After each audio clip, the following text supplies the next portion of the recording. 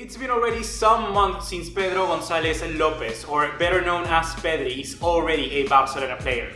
The youth international for Spain will participate in this pre-season with the first team starting in September after the current Champions League campaign ends. Barca is wasting no time though, because they have already begun shooting Pedri's his own documentary at Las Palmas in Gran Canaria and in the player's also home province of Tenerife. For a maximum fee of 30 million euros including add-ons, Barcelona is getting a great promising offensive player who is ready to create impact in a variety of different aspects of the game. But how exactly does Pedri actually play? Well, glad you asked, because in this video we're gonna be finding that out.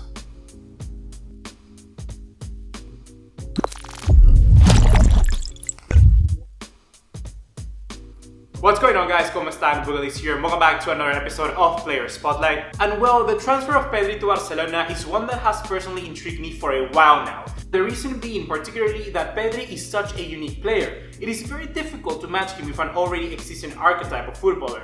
Born in Tegueste, Tenerife, in the Canary Islands outside Spain, Pedri joined Unión Deportiva Las Palmas youth setup in 2008 from Club Futbolístico Juventud Laguna. On the 15th of July of 2019, aged only 16, he signed a professional 4-year contract with the club, being promoted to the first team by manager Pepe Bel. Pedri made his professional debut on the 18th of August of that same year by starting in a 1-0 defeat against Huesca at home for the Segunda División Championship. And Pedri scored his first professional goal only 1 month later, on the 19th of September, netting the game's only goal in a home success over Sporting de Gijón. For Quique Setien's team or whoever comes next, Barcelona should really hope for Pedri to reproduce his numbers of the current 2019 and 2020 season, which has been Pedri's breakout year, leaving his mark already at only 17 years old with 10 goal contributions in the Spanish second division. Moving on to his style of play, Pedri is mostly an attacking midfielder, however he has the unique trait to be able to drift into the wide areas. We should remember that Pedri is still 17, and according even to himself, he's ready to try out new positions if needs be to try and find what's best for him. Pues yo creo que es la que diga el míster, nunca me intento quedar con una posición porque es peor para ti. Creo que si puedes jugar en diferentes posiciones es mejor para ti y para el equipo. It wouldn't be a surprise, to be honest, if we saw a drastic change from what we believe we know about Pedri currently. Pedri can be mostly associated with a regular number 10. Technical-wise, gifted. How about his mentality? Superb. Vision, also check. Yet his prolific nature allows him to shift to whatever the team needs be. Pepe Mel in Las Palmas has already employed him in a variety of formations. We're talking about a 4-2-3-1 as a cam, 4-4-2 as a left midfielder, or even in a 4-3-3 as a left winger. Using Coutinho as an example, one of the main issues in his ill-fated left winger position was that his pace and acceleration, coupled with his lack of confidence with his left foot, didn't allow him to stick to the exteriors of the left side flank. But well, Pedri doesn't suffer particularly from this. Pedri has complete confidence in using both his left and right foot. So if you believe he's gonna be sticking as a number 10 always, change that out of your mind, because actually Pedri can succeed at those different two positions as we've seen so far in Las Palmas. Whilst we can discard mostly the possibility of Pedri operating as a left midfielder with Barcelona because Valverde is no longer here and the 4-4-2 is a no-go, as a left winger in a 4-3-3 or even in a center midfielder as an interior, he has the skill set necessary to excel. Pedri should be able to mold better to the positions attributed to him, in contrast to someone like I mentioned in the Brazilian. Pedri could follow in return a very similar progression path to Iniesta once this in his day, or even Messi if you want to compare him to him. If you remember correctly, Iniesta could play off the left and simultaneously develop as a center midfielder to occupy the upwards left area of the field whenever the forward would tend to tuck inside. Seeing how Barcelona are adamant of keeping Griezmann, Suarez and Messi together for at least 1 or 2 more seasons, Pedri shouldn't have any problem occupying the left midfield position. It would make perfect sense, to be honest. We can have Pedri drifting out wide and then have Suarez or Griezmann tuck inside. It's just a perfect combination and seamless chemistry within the forward line.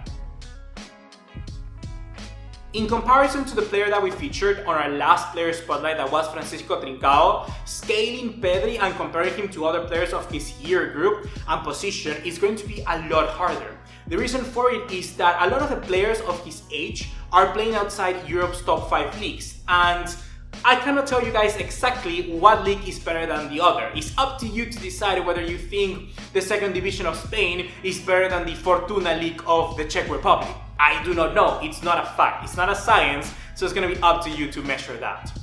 As mentioned previously earlier, with 10 goal contributions, 4 goals and 6 assists, Pedri ranks already in my listing extremely well to other players of his year group and position.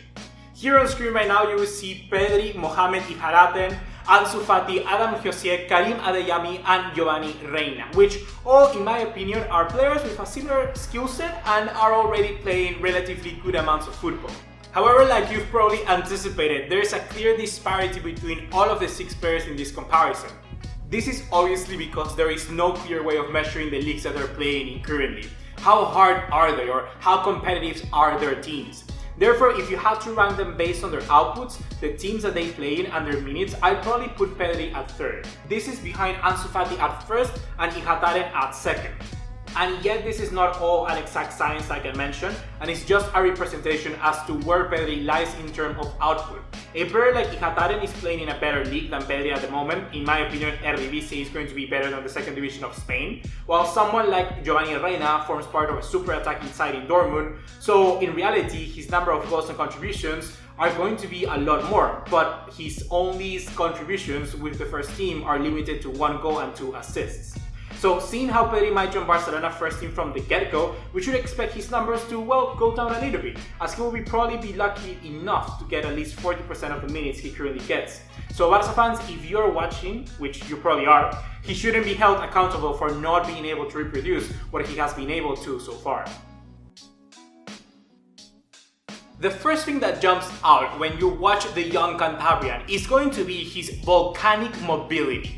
With this I mean is that he comes, he touches, he passes, and then he moves, and then he reappears. He literally never stays static. Pedri dynamizes all his surroundings and removes any sort of rival ability to drop into possible defensive order. Moreover, Pedri is active in all his positions since he can always drop deep to provide close support as much as to drop a shoulder or to lose his mark.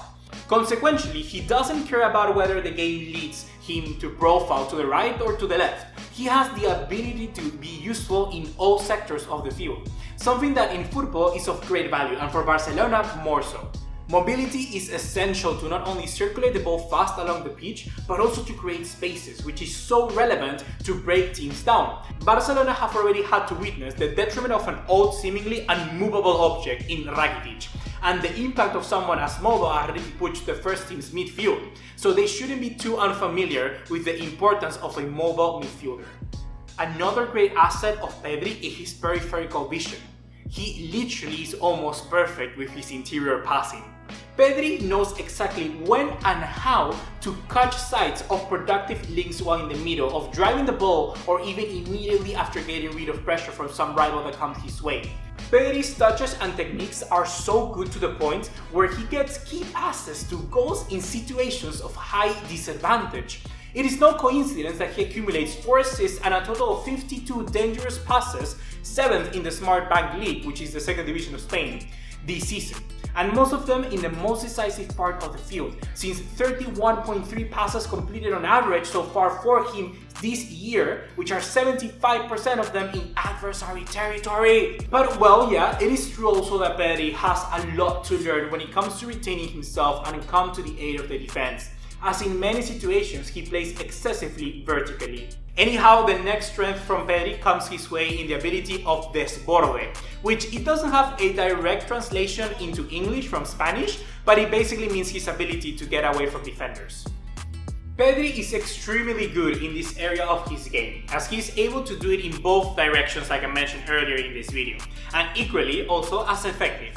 Pedri gathers 73 dribbles in his last 26 games in the Segunda División, and what's more important is that his ratio is extremely high, as 47 of these 73 dribbles have been successful. That means that around 64.5% of the dribbles that he performs this season has resulted in him being able to progress the play forward. For Barcelona with time, this will prove crucial, as within the tight spaces the team might find themselves under, Pedri will only be able to surpass the defensive block by his movement or by his passes, but also because of his individual dribble quality. And last but not least, Pedri is also incredible when it comes to retaining possession and keeping the ball. Playing very well with his back to the ball, Pedri is very efficient at keeping an opponent far away, having to either foul him in the process or giving him the option to react and get past him. However, if we couple this with his overcommitment with movement, Pedri might end up keeping the ball for just a little too long, putting him into unnecessary positions, deviating the play into rooms of the field that might end up costing the result of the play. And that is not all, as one of the worst weaknesses that you can have as a midfielder is giving the ball away, because as Pedri gets himself into these positions, it also costs him as the player to have the most loss of possession in the entire second division with 49 dispossesses. It is really surprising how a player can be so good in an aspect of the game, but yet so naive as well. At Barcelona, Pedri and the coaches should primarily focus in this area of his game, as for a team as vulnerable and weak as Barcelona are right now, it could potentially spell disaster if it's going to happen constantly in the long term of things. For anyone who has been able to catch a glimpse of Pedri in a live game, you will see that he's more naturally suited to playing this style of football than even players that we thought initially were, like Artur and Coutinho. The reason for it is that at 17, Pedri is already showing natural understanding of the possession style football that Barcelona play.